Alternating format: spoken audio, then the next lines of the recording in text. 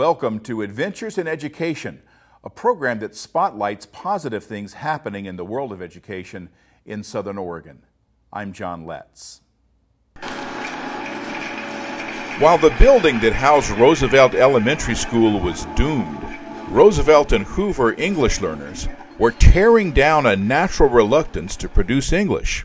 They produced a video that was seen and applauded by native English-speaking peers at the Watershed Symposium at Southern Oregon University.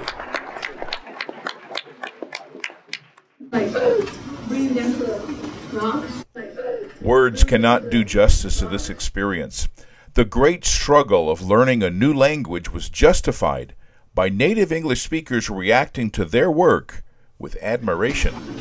And I was pulling it down, and then suddenly the language went.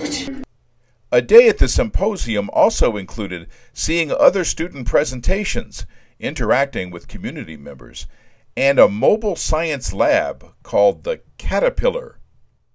So there's a whole layer of water under the earth. If you dig a well, they dig down to that layer. There are worms, and they have the light up there, but I can make the light look brighter for you, so you'll see it better. And that's such a good worm. You want to take a picture of it? It's called a copper light. What is that? Also, remember the different kinds of rocks? The sedimentary rocks are usually enough put together that they can underwater can actually store water. But when it hits ground, Cool. you can see how they're different. I don't want you to touch it, but if you were a geologist, you could identify Look, Mr. Letts. Really cool. Suffocate. That's a real one. As far as it's important to have, you're taking the color right off the nail. Now watch what happens to that magnetite when I put this on it. You ready?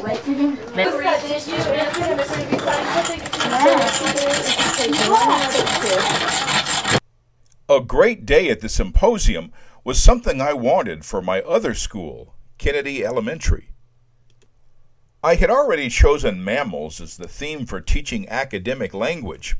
Working with that unit, I used many of the same methods as in the previous year's video work to reap at least some of the same benefits for these students. This would be an instructional video that other teachers could use to show their classes. Plus, it would include my students reporting on their research of their chosen mammals.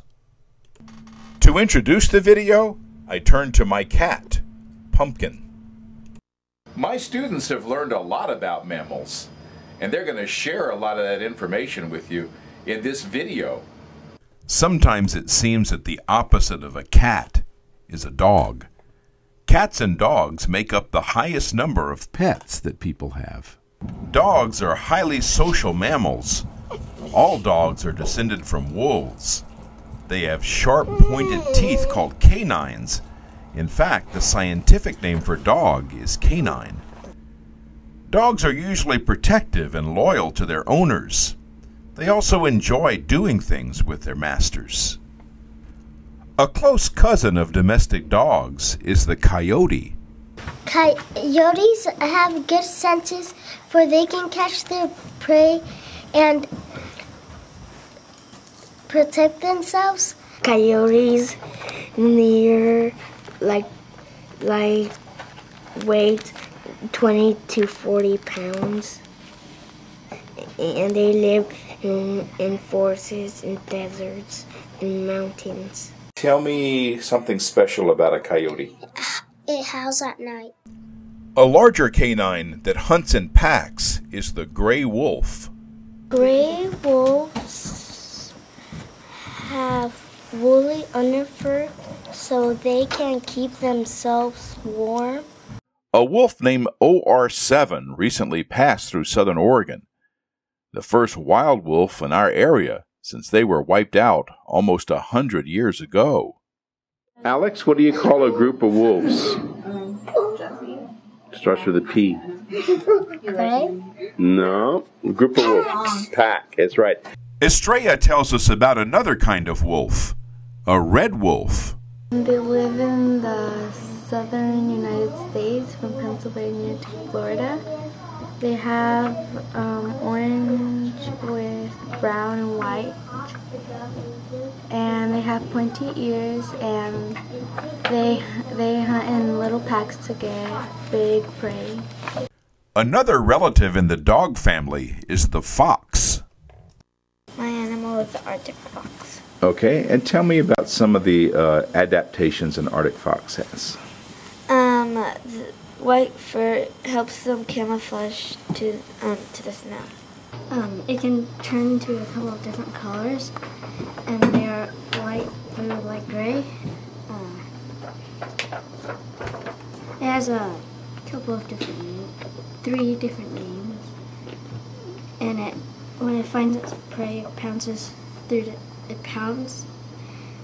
and punches through the snow to catch its victim. When there's a blizzard, the Arctic fox covers his tail around his feet and legs.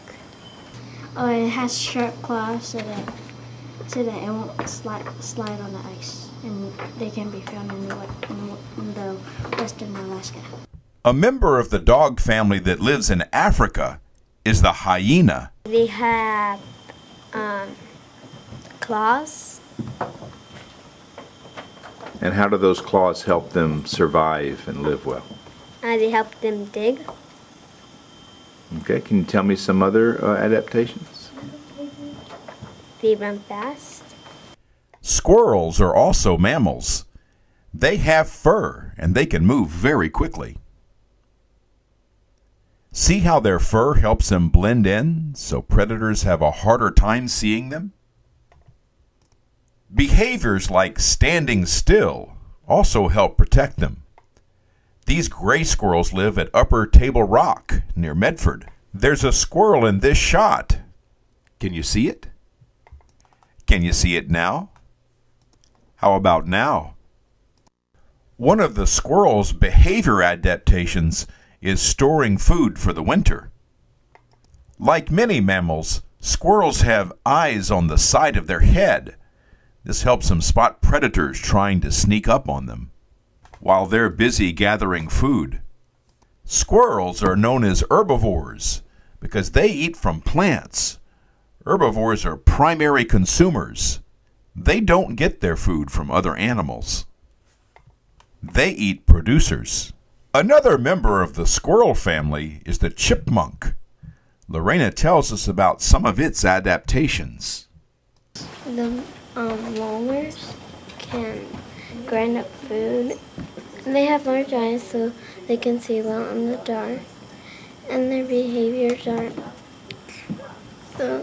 build tunnels so it can survive, so it can escape it. Animals are often the subject of Native American folk tales. Here's the story of how the chipmunk got its stripes. One autumn day long ago, Bear was out walking. As he walked, he began to brag. I am Bear, I am the biggest of all the animals. Yes, I am Bear, I am the strongest of all the animals. Yes, I am Bear, I am the loudest of all the animals. Yes, I am Bear, I can do anything, yes I can.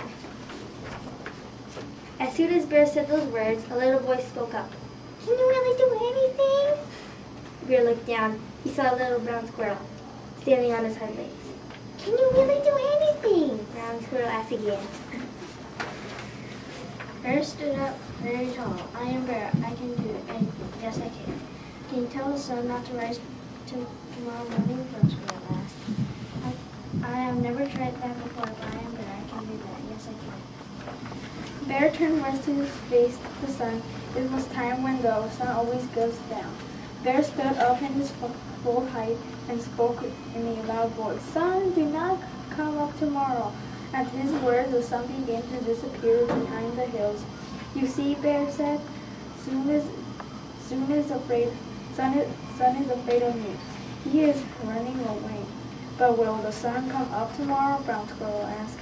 No, Bear answered. The sun will not come up. Then Bear turned to face east, the direction where the sun always used to come up. He sat down. Little Brown Squirrel sat down beside him. All that night they did not sleep. All that night Bear kept saying these words. The sun will not come up. The sun will not come up. But as the night went on, Little Brown Squirrel began to say something too. He said these words. The sun is going to rise, ooh! The sun is going to rise, ooh!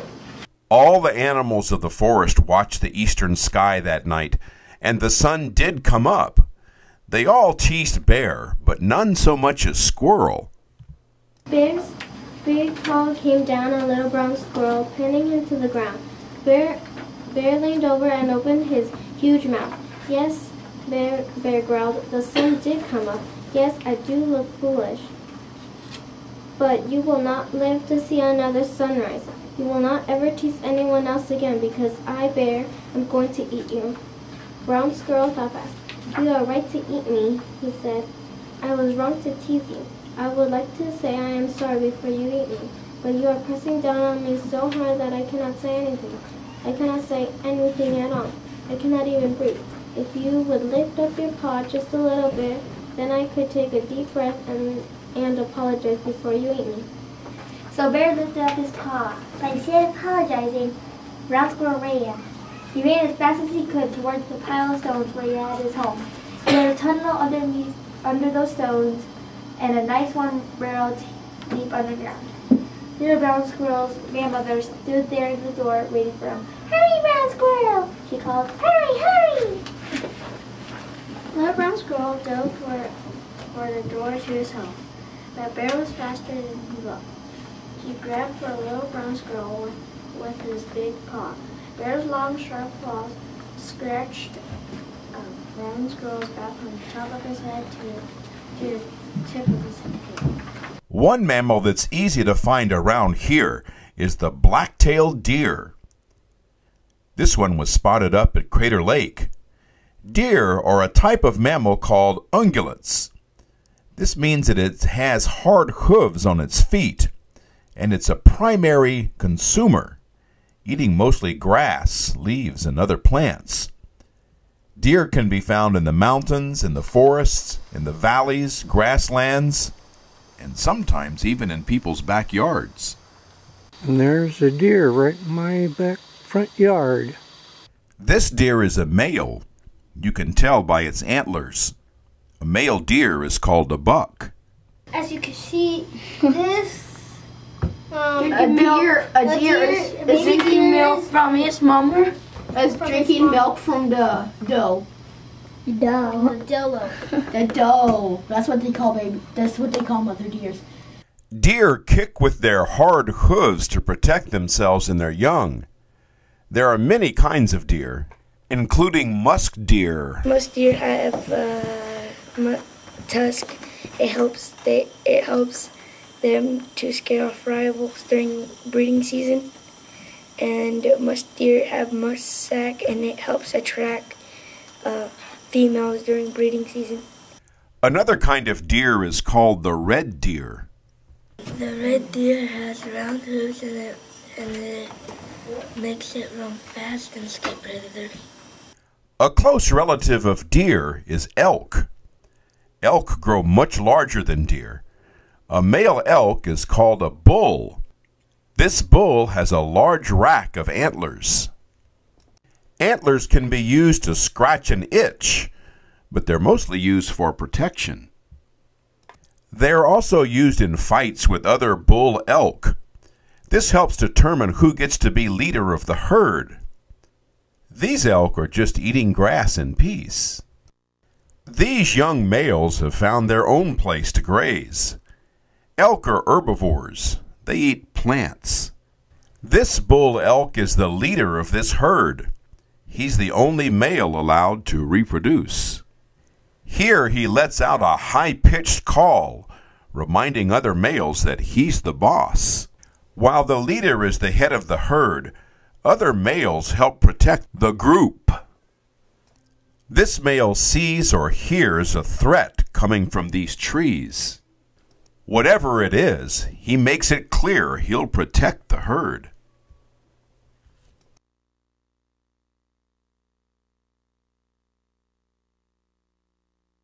Unlike deer, who live in small family groups, elk live in large herds. These elk were videotaped in Oregon. Filmed in Alaska, These mountain goats are also hooved herbivores. Their hooves give them traction in steep, high places.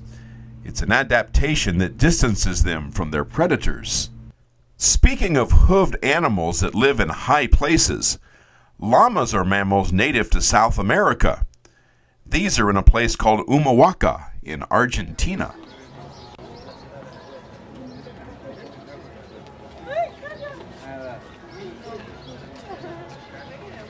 The continent of Australia also has a well-known mammal with hooves. Red kangaroos have sharp teeth so they can cut plants. In Africa, a well-known hooved herbivore is the zebra. It looks very much like a horse with a zigzag coat. The plain zebra has sharp eyesight so they can see their predators. They also have hooves so they can run fast. Any other adaptations? Yeah. Their coat helps confuse predators. A very unusual mammal in Africa is the hippopotamus. They have tusks so they could scare off predators. Okay, and what other adaptations do they have? They go in the water so they could get cool. From Asia, the Indian rhino also has adaptations. Indian rhinos have horns so they can protect themselves from predators. Indian rhinos have tails so they can swat away horseflies. We started this video with my cat, Pumpkin. Not all cats are as nice and cuddly as a house cat.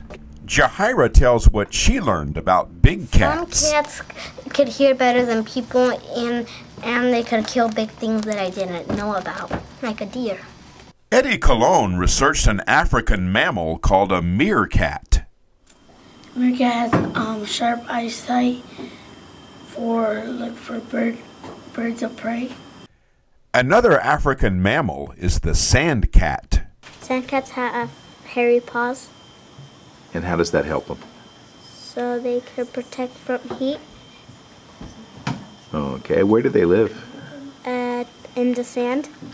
Okay, what other adaptations do they have? Large ears, And how does that help them? so they can find prey. In Africa, the cheetah is the fastest mammal. They have lots of fur and flex, and that they run fast.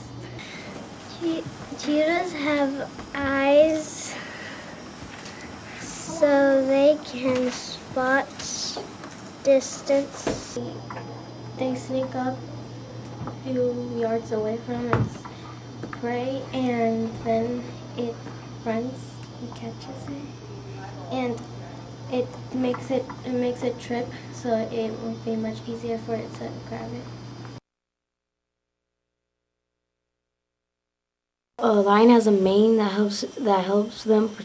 Well, it protects them from fights, and their teeth are long canine that they use it for a fight. Like they bite their prey by the neck or by the spinal cord. That's all I got. Some of our most magnificent mammals are in danger of becoming extinct due to ignorant actions by people.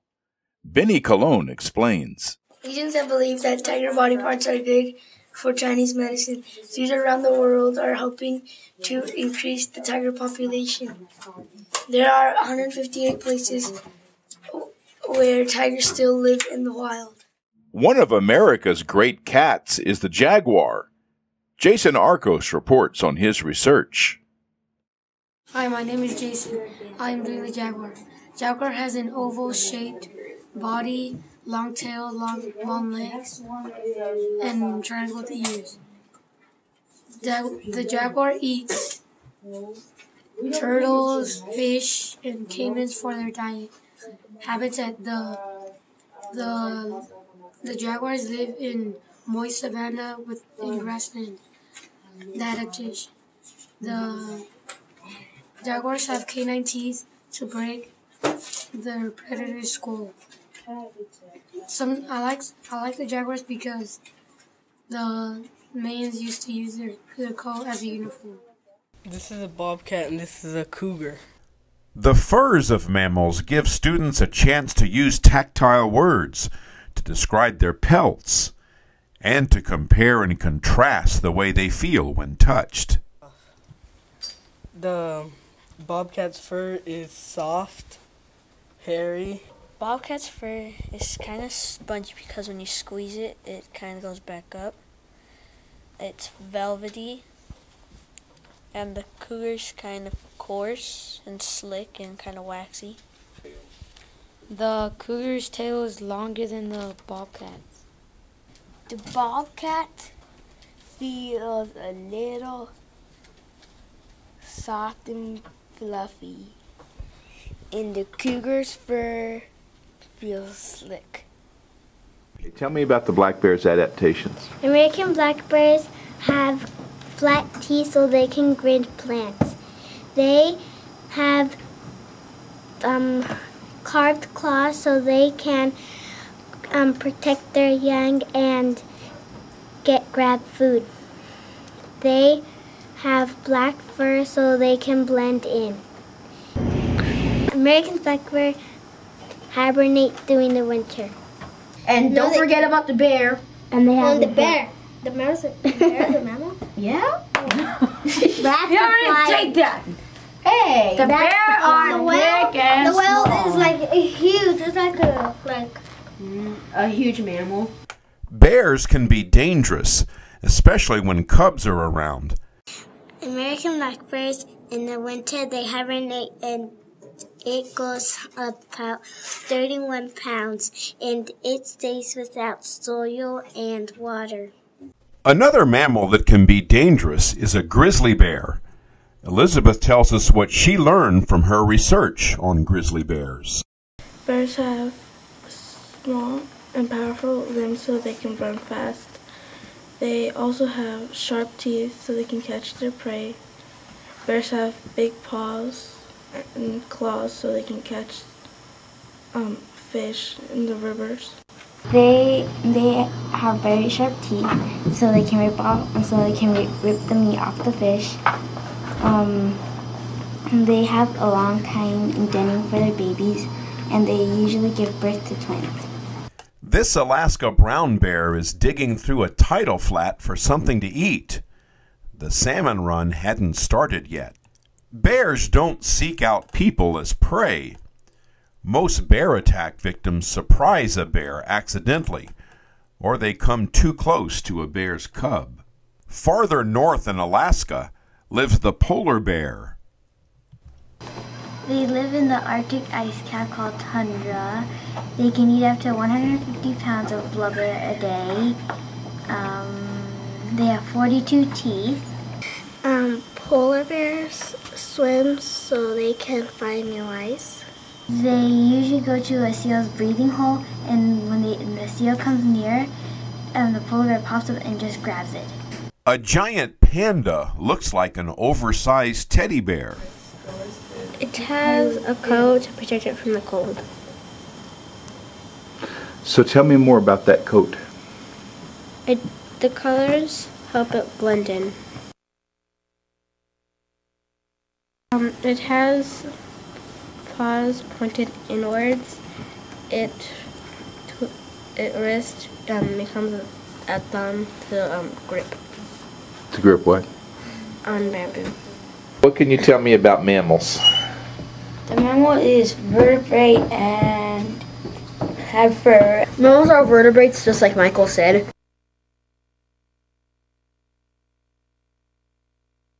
Mammal is warm-blooded, and if you're wondering about a cat, you probably want to know about long time ago ancestors, the saber-toothed tiger. You want? The cat can eat a mouse, a rat, and they have energy for the rats. And the gorillas eat bananas and they climb on trees.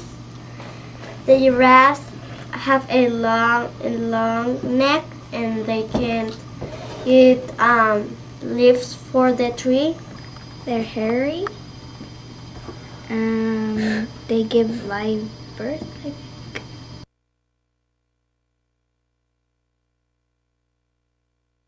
They're warm-blooded.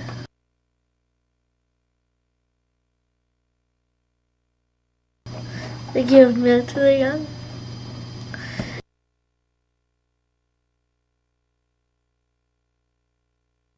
And bulls. And bulls are dangerous. Do they lay eggs? No.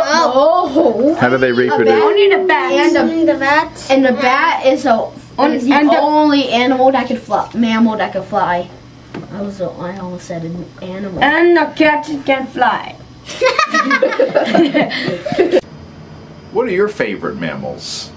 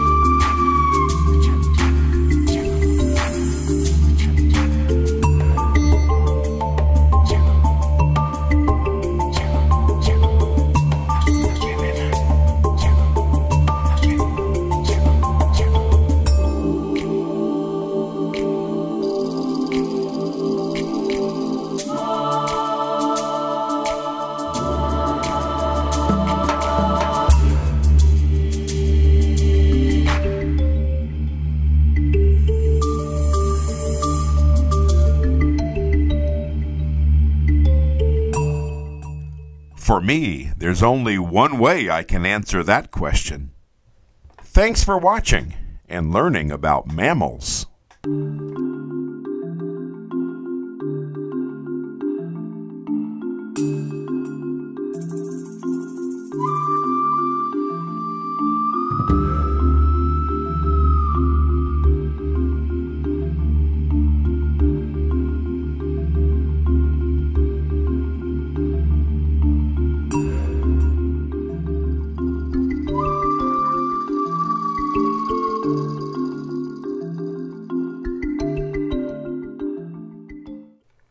There's more to the video my students made about mammals.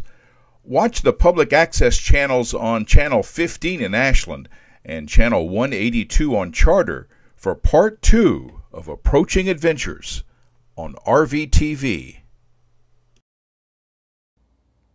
You're watching Adventures in Education. You can watch an archive of today's show and others by going to this webpage and following the link to archives. Watch RVTV on Channel 15 or 182, or visit our website for the next Adventures in Education. I'm John Letts.